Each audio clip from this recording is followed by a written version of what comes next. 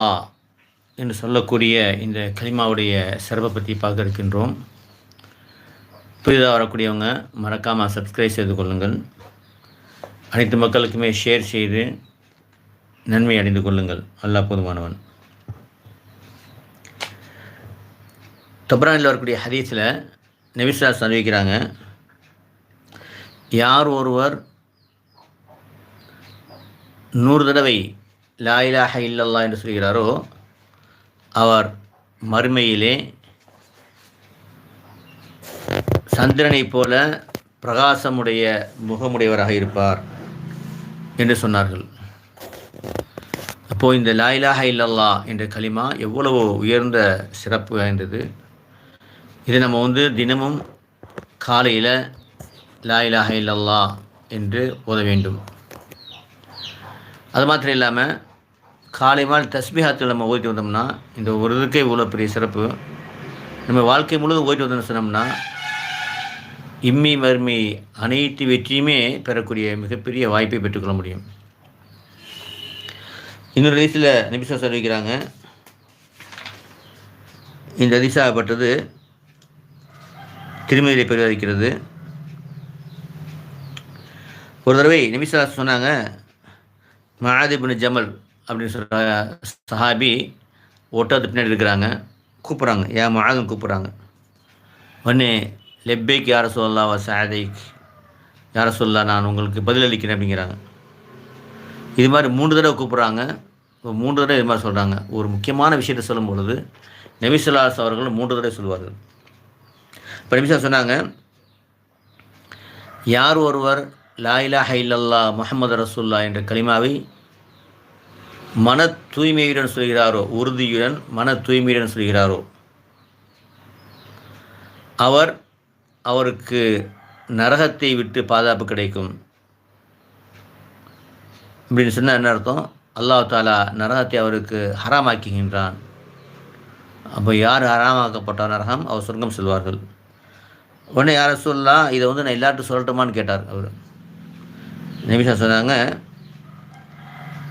இது சொல்லிட்டீங்கன்னு சொன்னால் இது மேலேயே நம்பிக்கை வச்சுருவாங்க, மற்ற அமலாம் செய்யாமல் விட்டுருவாங்க அப்படின்னாங்க. இது புகாரிலையும் பதிவாக இருக்கிறது, முஸ்லீம் பதிவாக இருக்கிறது. ஒரு ஹதீஸில் வருது, இவங்க இந்த ஹதீஸை அதாவது மௌத்தாகக்கூடிய சமயத்தில் எங்கே நம்ம ஹதீஸை மறைத்த அந்த இதுக்கு ஆளாகிறோம் பயந்துக்கிட்டு வெளிப்படுத்த அப்படி அவங்க வெளிப்படுத்துகிறாங்க மக்களுக்கு. ஆகவே இந்த லா இலாஹ இல்லல்லாஹ் முஹம்மது ரசூலுல்லாஹ் வணக்கத்திற்குரிய அல்லாஹ்வை தவிர யாரும் இல்லை, முஹம்மது ரசூலுல்லாஹ் ஸல்லல்லாஹு அலைஹி வஸல்லம் அவர்கள் அல்லாஹ்வுடைய தூதர் இருக்கான்னு சொல்லிட்டு நம்ம மனத்தூய்மையாக சொல்லும் பொழுது இது நரகத்தை விட்டு பாதுகாத்து சொர்க்கம் செல்லக்கூடிய மிக உயர்ந்த அந்தஸ்து தருகின்றது. அதே சமயத்தில் இன்னும் பல ஹதீஸ் வர்றதுனால நம்ம என்ன செய்யணும் சொன்னால், இது ஒரு மனிதன் லா இலாஹ இல்லல்லாஹ் முஹம்மது ரசூலுல்லாஹ் கலிமா சொன்னவன் பல பாவங்கள் செய்யும் பொழுது அவன் நரகத்துக்கு போனாலும் இதன் காரணமாக அவன் என்ன செஞ்சிருவான்? சொர்க்கத்தை வந்துடுவான். நரகத்தை நிரந்தரமாக இருக்க மாட்டான். ஏன்னா சில கட்டளைகள் அல்லாஹ் கொடுத்திருக்கின்றான். அதையும் நம்ம செய்வது கடமையாக இருக்கிறது. 5 தொழுகை அந்த நேரம் தொழுகிறது, சுன்னத்தான நஃபிலான வாஜிபான தொழுகை விடாமல் தொழுகிறது, தஹஜ்ஜத் இஷ்ராக் லுஹா அவ்வாமி தொழ முயற்சி செய்கிறது, காலை மாலை தஸ்பீஹத் ஓதுகிறது, இவையெல்லாம் நம்முடைய சொர்க்கம் செல்லக்கூடிய அமல்கள். ஒரு தடவை நபி ஸல்லல்லாஹு சொல்கிறாங்க, இந்த ஹதீஸாகப்பட்டது ஹாக்கிமிலே பதிவாக இருக்கிறது, திருமதியிலே பதிவாக இருக்கிறது. அல்லாஹ் சுப்ஹானஹு வ தஆலா ஒரு மனிதனை அனைத்து மக்களுக்கு முன்பாக அழைப்பான். அழைத்துட்டு அவன் முன்பாக அவன் செய்த பாவங்கள்லாம் 99 ஓலைகள் அப்படியே நீட்டமாக இருக்கும். இதெல்லாம் காமிச்சு இதில் ஏதாவது நீ மறுக்கிறியான்னு கேட்பான். யா அல்லாஹ் நான் அறியாமல் செய்துவிட்டேன் அப்படிமா. அப்போ அல்லாஹ் சொன்னால் அவனுடைய ஒரு நன்மை இடம் இருக்கிறது அப்படின்னு சொல்லிட்டு இந்த லா இலாஹ இல்லல்லாஹ் என்று சொல்லக்கூடிய அந்த முஹம்மது ரசூலுல்லாஹ் லா இலாஹ இல்லல்லாஹ் முஹம்மது ரசூலுல்லாஹ்னு சொல்லக்கூடிய இவன் வாழ்க்கையில் சொன்ன அந்த பட்டோலை எல்லாம் காமிப்பான். அப்போ இவன் சொல்லுவான், யா அல்லாஹ் இந்த இவ்வளோ பெரிய பாவத்துக்கு முன்பாக இது என்ன செய்யும் என்று சொல்லும்போது அல்லாஹ் சொல்லுவான், இன்று நீ அநியாயம் செய்யப்பட மாட்டேன்னு சொல்லிட்டு அவங்க திராசில் வைக்கப்படும்.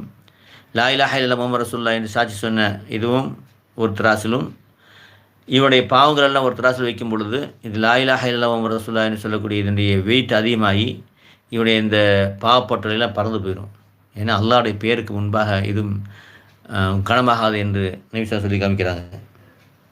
அன்பிற்குரியவர்களே, இப்படிப்பட்ட இந்த லா இலாஹ இல்லல்லாஹ் என்ற கலிமாவை நாம் மொழிந்து சொல்லி நம்முடைய தேவைகளை அல்லாஹ்ட்ட கேட்கும்போது கூட அல்லாஹ் கபூல் செய்வான். நம்முடைய தேவைகளை நாம் பெற்றுக்கொள்வதற்கு நாம் ஓத வேண்டிய விஷயங்கள் என்னென்னு சொன்னால், இதில் சொன்னபடி லா இலாஹ இல்லல்லாஹ் முஹம்மது ரசூலுல்லாஹ் நீங்கள் 100 தடவை ஓதிருங்க. ஸல்லல்லாஹு அலைஹி வஸல்லம் 100 தடவை ஓதிருங்க. லா ஹவ்ல வலா குவத்த இல்லா பில்லாஹில் அலியில் அஸீம் 100 தடவை. லா இலாஹ இல்லா அன்த சுப்ஹானக இன்னி குன்து மினல் ஸாலிமீன் 100 தடவை. ஆயத்து குர்ஸி கடைசி வரக்கூடிய வலா யஊது ஹிஃபுதுஹுமா வல் அலியில் அஸீம் 100 தடவை. இப்போ 100 தடவை ஓத முடியாதுன்னா குறைஞ்சபட்சம் 41 தடவை ஓதிக்குங்க. ஓதிக்கிட்டு உங்களுடைய என்ன தேவையோ அதை அல்லாஹ்ட்ட கேட்டுட்டு அதுக்கப்புறம் திரும்ப சலவாத்து 11 தடவை ஓதிட்டு வந்தீங்கன்னு சொன்னால் உங்களுடைய நீங்கள் எதுக்காண்டி ஓதிட்டீங்களோ அது நிச்சயமாக நடைபெறும். இது காலையில் செஞ்சுட்டு வரணும். அது மாத்திரம் இல்லாமல் ஒவ்வொரு ஃபர்லான தொழுகைக்கு பின்பும் 3 தடவை நான் இப்போ சொன்னதை ஓதி துவா செஞ்சுட்டு வந்தீங்கன்னு சொன்னால் எவ்வளோ பெரிய தேவையாக இருந்தால் அல்லாஹ் நிறைவேற்றி வைப்பான். அது அன்புக்கினர்களே, நம்முடைய தேவை நிறைவேறுவதற்கு நாம் அல்லாஹ்விடத்திலே அல்லாஹ்வுடைய நபி ஸல்லல்லாஹு கற்றுத்தந்த இந்த இஸ்முகளை சொல்லி பலனை பெற்றுக்கொள்வோம். அது மாத்திரம் இல்லாமல் நம்ம துவா கபூலாவதற்கு இறை கட்டளை எடுத்து நடக்கணும். 5 நேர தொழுகை முதல் நான் சொன்னது மாதிரி உங்கள் கணவனுக்கு மனைவிக்கு பிள்ளைக்கு பெற்றோர் செய்ய வேண்டிய கடமையை சரியாக செய்யணும். அண்டை வீட்டுக்காரர்கள் உற்றார்களுக்கு செய்ய வேண்டிய கடமையை சரியாக செய்யணும். இது நன்மையான விஷயங்கள். தீமையான விஷயத்தை விட்டு தவிர்த்து கொள்ள வேண்டும். புறம் பேசுகிறது, திட்டுதல், மற்றவருடைய பொருளை அபகரிக்கிறது, விபச்சாரம் செய்கிறது, சூதாடுறது, வட்டி வாங்கிறது, கொலை, தற்கொலை, செய்வினை, இது மாதிரி பெரிய பாவங்களை விட்டு தவிர்த்து கொள்ள வேண்டும். இதெல்லாம் என்ன செய்யணும்னு சொன்னால் நம்முடைய அமல்களை இல்லாமல் ஆக்கிறோம். இல்லைன்னா மற்றவங்களுக்கு நம்ம யாருக்காவது துரோகம் செஞ்சோன்னு சொன்னோம்னா அவங்களுக்கு போய் சேர்ந்துடும். அவை இதை தவிர்த்து கொள்ள வேண்டும். அதுமாதிரி நன்மையை நாம் செய்து தீமையை விட்டு தவிர்த்து கொள்ள வேண்டும். நம்முடைய துவா கபூலாவுக்கு இன்னொரு விஷயம் என்னென்னு சொன்னால், நன்மை ஏவி தீமை தடுத்து கொண்டு இருக்க வேண்டும். சொன்னால் நன்மை ஏவி தீமை தடுத்து கொண்டு இருக்க வரையிலும் அல்லாஹ்வுடைய வேலை இறங்காது. அப்படி அதை விட்டுட்டிங்கன்னா அல்லாஹ்வுடைய வேதனை இறங்கும். அதுக்கப்புறம் துவா செஞ்சிங்கன்னா அல்லாஹ் கபூல் செய்ய மாட்டான். அப்போது நம்முடைய துவா கபூலாவதற்கு நன்மை ஏவி தீமை தடுத்து கொண்டு இருக்க வேண்டும். இப்போ சிறப்பான அவங்களுக்கு ஒரு வழி, எளிமையான வழின்னு சொன்னால், இப்போ நன்மை ஏவி தீமை தரக்கூடிய விஷயங்களை சொல்லியாச்சு. இதில் இப்போ இது நீங்கள் மற்றவர்கள் ஷேர் செஞ்சுட்டே இருந்தீங்கன்னு சொன்னால் நீங்கள் நன்மை ஏவி தீமை அந்த கூடத்தில் ஆகிடுவீங்க. உங்களுடைய துவா கபூலாக இருக்க காரணமாகவும், மற்றபடி இதை கொண்டு யாரெல்லாம் அமல் செய்கிறார்களோ அதே அளவு நன்மை உங்களுக்கு கிடைக்கும். அவங்களுக்கு நன்மையில் குறைக்க மாட்டாங்களா தரேன். இது அல்லாஹ்வுடைய கிஃப்ட்டு. அவை பயன்படுத்தி கொள்ளுங்கள்.